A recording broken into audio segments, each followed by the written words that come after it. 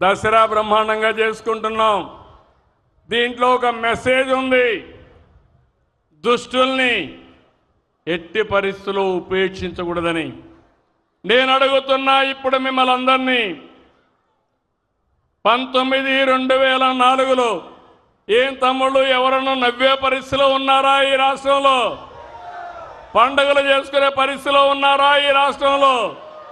మళ్ళా ఈ రాష్ట్రంలో ఇలాంటి దుష్ట శక్తులు రాకుండా, మళ్ళా మనకు చెడు జరగకుండా మనం కాపాడుకోవాల్సిన అవసరం ఉంది. అదే చరిత్ర నేర్పిన పాఠం, అదే మనకు వారసత్వంగా వచ్చే పండుగలని చెప్పి నేను మీకు తెలియజేస్తున్నా. ఈరోజు మిమ్మల్ని కోరేది, ఎక్కడికక్కడ వైకుంఠపాళి వద్దు. మన వాళ్ళకు ఒకటి ఉంది, అన్నీ ఇచ్చిన తర్వాత ఆలోచిస్తారు.